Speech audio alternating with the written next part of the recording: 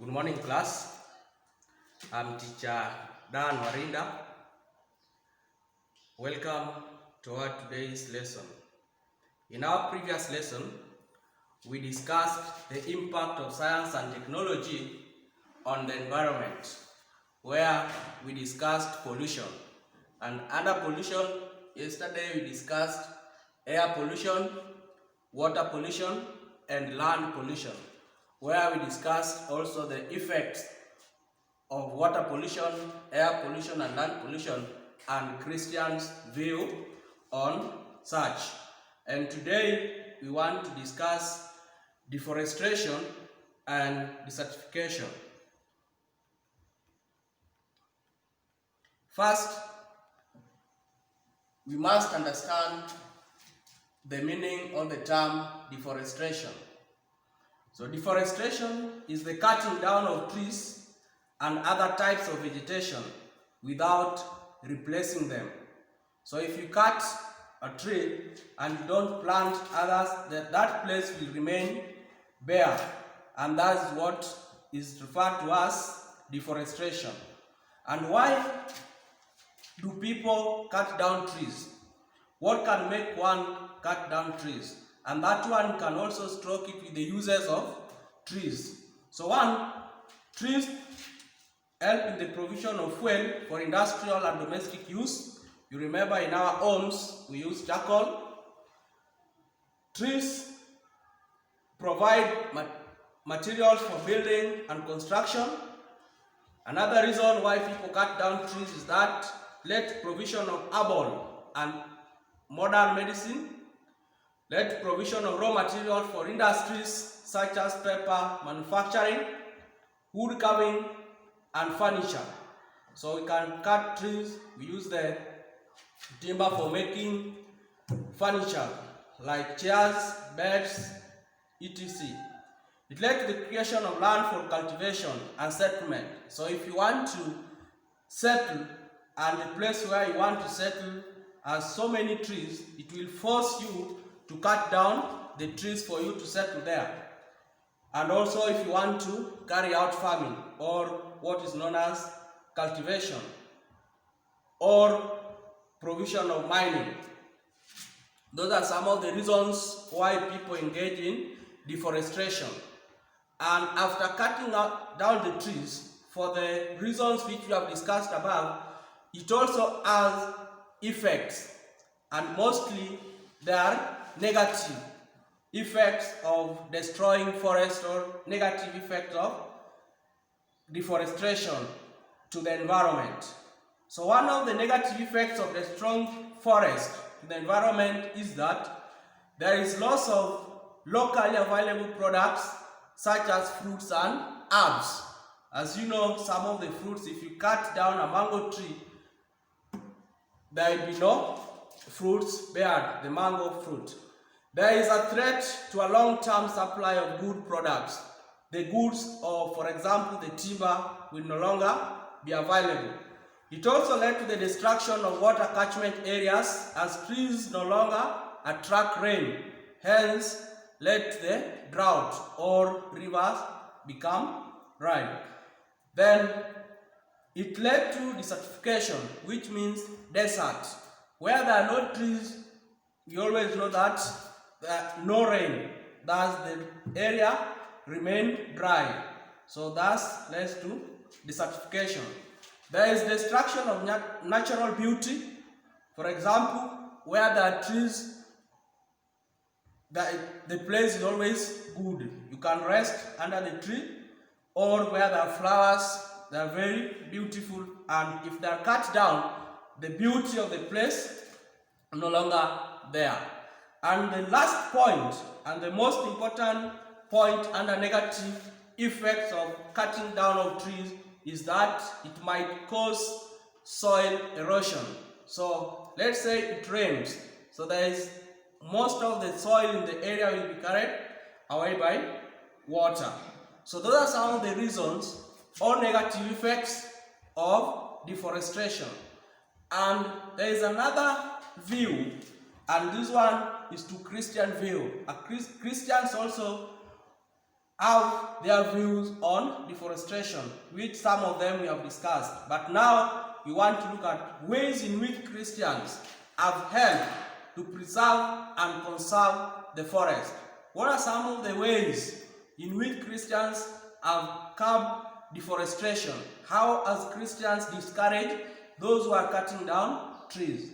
One is that Christians must obey rules and regulations which have been put in place by the government to help conserve the environment. The second point, we find that Christians are encouraging other Christians or everyone to use a renewable source of energy. So renewable are the energies which you can use, for example, the gas which you refill. Then Christians also encourage farmers or them Christians to participate in zero grazing instead of leaving the animals in free range, thus they destroy the area after eating all the pasture, the grass in the areas. Christian farmers can also plant trees along the crops, as after planting, let's say, maize or any other crop, you can also plant some trees along the crops, and that's what is also known as the agroforestry. Then the fifth point, we find that Christians have also been commanded by God to take care of the God's given environment, which include trees. So under the creation story, man was given a role to conserve or protect the environment, and by so man is expected to plant trees and not to cut them.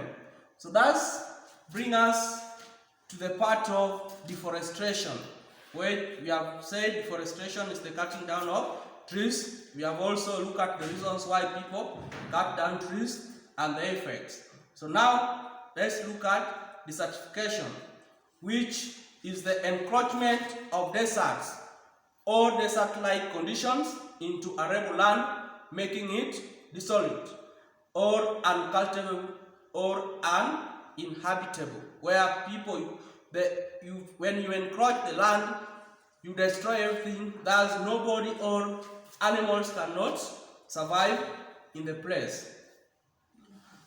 Human activities that contribute to desertification. What are some of the things which we engage in which led to desertification, which make the land to be unbearable, in which nobody can stay or live in the place? One, we have overgrazing, and overgrazing means, for example, if you have a piece of land, you rear animals or livestock which are large in number that the place cannot accommodate, then the place will be unbearable or nothing can grow in the place. So overgrazing is cause desertification, especially among the pastoralists. So the animals trample on the soil, eat up all the vegetation, thus exposing soil to agents of erosion, eventually turning it into a desert. Another point, we have overcultivation, whereby soil may be rendered infertile. Acid rains may destroy all vegetation. Point number 3, destruction of forest by fire from smokers or lightning can also cause desertification, whereby the area will remain unbearable. There is no trees or grass in the area. Poor methods of irrigation practices can also cause it. Continuous use of chemicals which may make the soil infertile, thus there is no weeds or any other crop which can grow in the place. Then cultivation along the slope or water catchment areas can also lead to desertification, because during flood, if you plant or carry out cultivation along the slope or water catchment areas, when flood comes, everything will be carried away, because while you cultivate, you make the soil to be loose, so it's very easy for water to carry everything. Then cutting down trees, thus leaving the land bare, causing soil erosion. So those are some of the reasons or activities of man which can also contribute to desertification.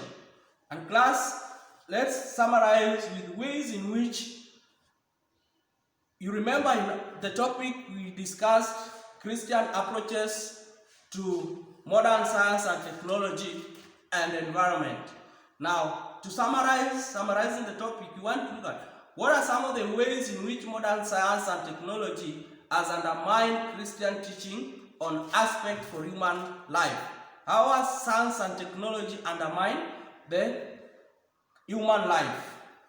We find that one, through science and technology, people are able to carry out abortions, which lead to death of unborn, or through the abortion, the wife, the mothers who are engaged in it might risk losing their life because abortion is risky. Then through science and technology, we find that there are some machines, and also we can talk about the fertilizers which are being used by the farmers to plant their crops, when used in excess, can pollute the environment, thus undermine the lives of human beings and other living things around the place. Through science and technology, weapons have been made, and these weapons have been used to kill people or in war, thus lead to loss of life or destruction of properties. Human beings have also been rendered jobless due to science and technology. So there are, in most factories, there are some works which were being done by human beings, the human labor, before the invention of the machines. But nowadays, because of science and technology, many people have been rendered jobless because of the introduction of modern science and technology. And we have another way in which science and technology has undermined Christian teaching on aspects of human life is the organ transplant, which undermines God's creation. You remember we discussed about euthanasia, blood transfusion, and also organ transplant. And the Christian aspect view of them, we find that Christians were against them. So class, that will bring us to the end of that topic. And before I leave you, I have some questions here in which you can attempt during your free time. So the questions are: one, outline 8 roles played by science and technology in evangelization. What are some of the ways in which the introduction of science and technology has helped the pastors or the priests in preaching or spreading the gospel? I can give you one, is that through science and technology, evangelization is being carried out in televisions, radio, and also some printing of Christian magazines. Number 2, state 5 negative effects posed by science and technology on the environment, in which some we have discussed earlier. During your free time, please look at them and try. Last question we have: what problems is the church in Kenya facing due to industrialization today? And that will bring us to the end of the topic, and I wish you well. Goodbye.